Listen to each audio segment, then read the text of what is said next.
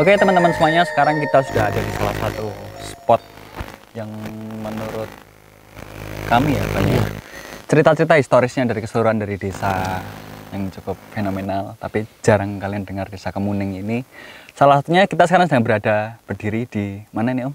Di situs Batu Tapak Kuda. Wah, Ya, apa yang menarik dari ini? Sekilas.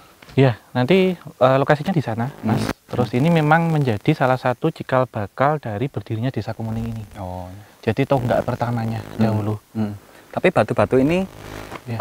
apa ya? Kayak murni dari gesekan-gesekan alam Iya, ini atau gimana? ini memang ya kalau dilihat memang bentukan dari peristiwa geologi ya yang terjadi ratusan tahun yang lalu, dan memang berkaitan dengan pegunungan Kars yang ada di wilayah Gunung Kidul ini sampai Pacitan, Mas.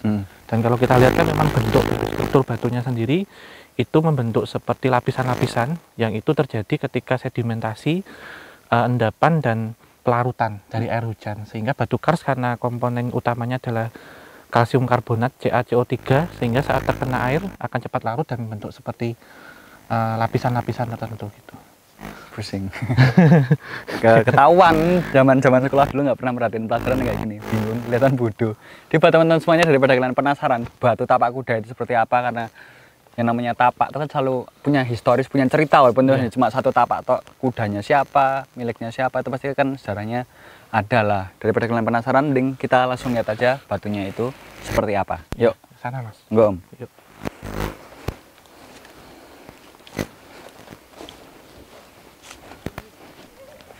Tapak kuda. Ya ini.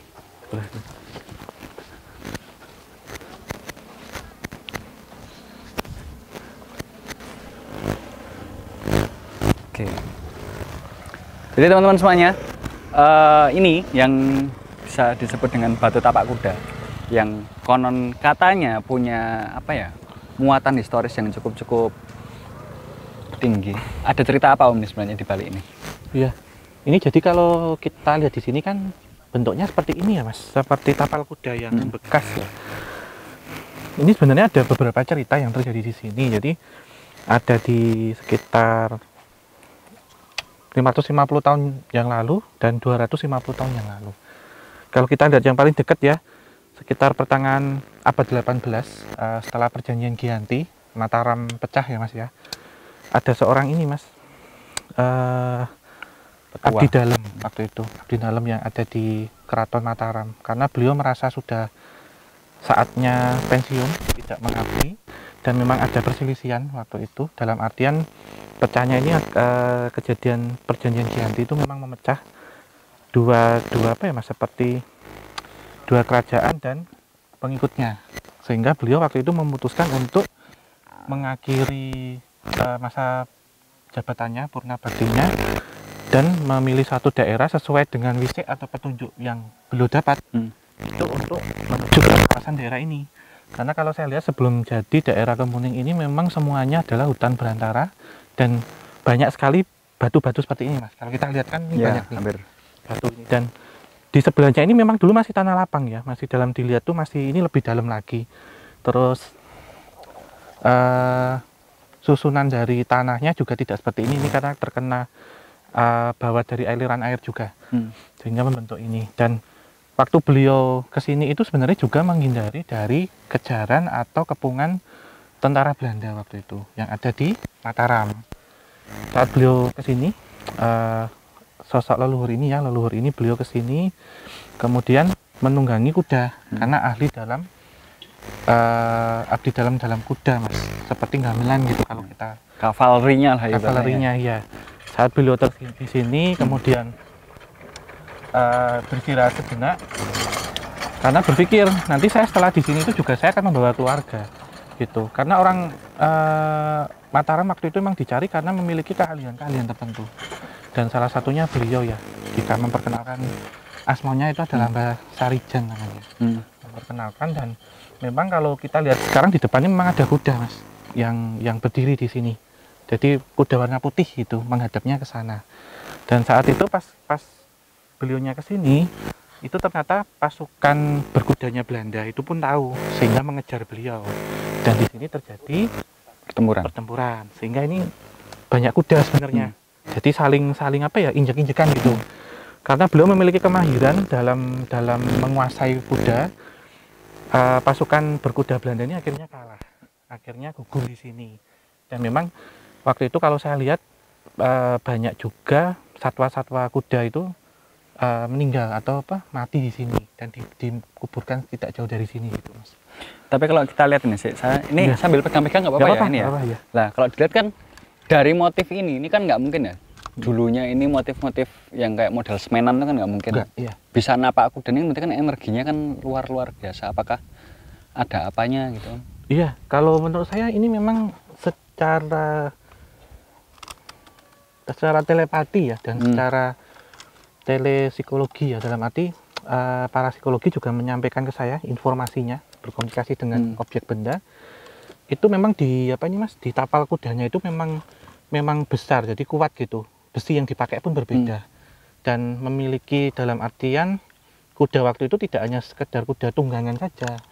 Yang dimaksud adalah kuda turangga ya di sini ya, tapi juga memiliki kesaktian tersendiri. Jadi si kudanya memang auranya berbeda, sehingga waktu mengeluarkan tenaga, mengeluarkan energi, itu saat menginjak tanah ataupun batu juga dia akan ambles memang. Ya, kayak kuda jingkrak gitulah ya. Iya, bentuknya seperti itu gitu. Dan nanti beliau ini Mbah Sarijan ini yang akan menjadi cikal bakal dari dusun Kemuning yang ada di sini gitu Mas akhirnya.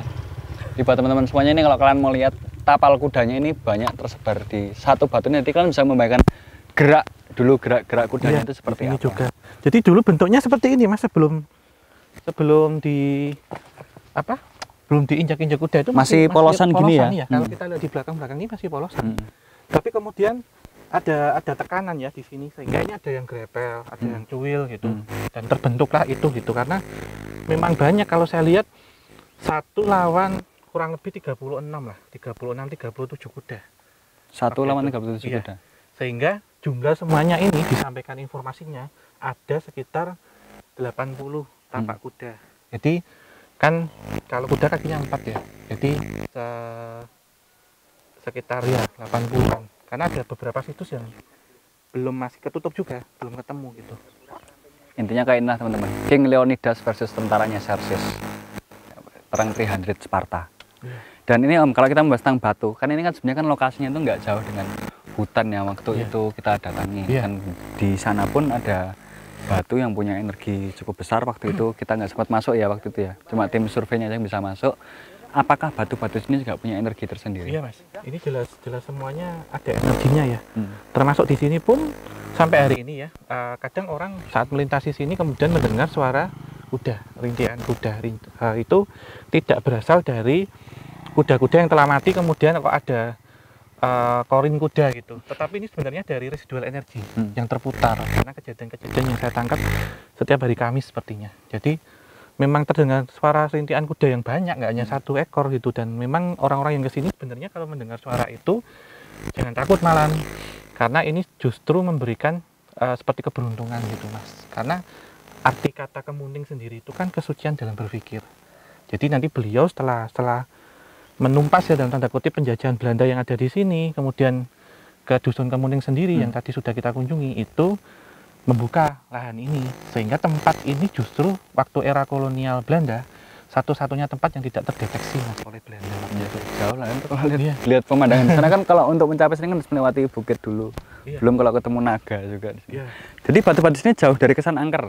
Iya, ini menurut saya tempat keramat jadinya, tempat keramat. Kemudian juga ini menjadi cikal bakal terbentuknya, jadi pintu pertama masuk sebelum nanti kita ke desa, ke dusun Kemuningnya sendiri. Dan kalau di flashback ya 500-600 tahun yang lalu, tempat ini juga menjadi tempat hinggap ya Mas ya, untuk pencok gitu kuda-kuda dari Eyang Sultan Agung yang dikenal dengan kuda sembrani.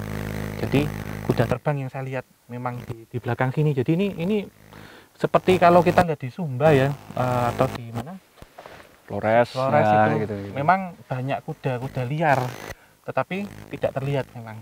Nanti ada kuda turangga, ada kuda sembrani yang ada di sini gitu. Hewan mitologinya lah ya ibaratnya ya. Benar.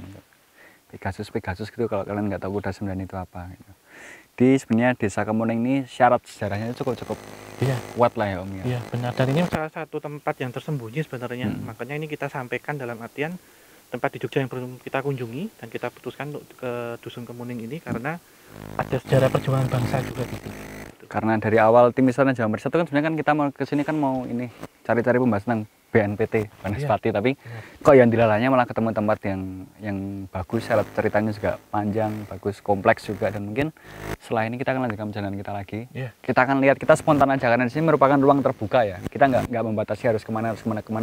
Nanti kita ketemu apa, kita bahas itu dan kita ceritakan misalnya ada apanya. Iya benar. Jadi kalau kemarin kita sebelumnya kan praktikum metafisikanya di lab ya Mas ya. Lab. Kalau ini saya sama Mas Genta dan teman-teman kru Kisah Tanah Jawa, kita langsung ke lokasi. Ya, jadi kerja nyata. Ya KKN lah, tapi nggak cari penari di sini. Kita cari sejarah. KKN di Desa Penari besok nyarinya di bioskop kalau. Ayo yuk teman-teman, Om Hao jalan lagi. Ya, monggo duluan.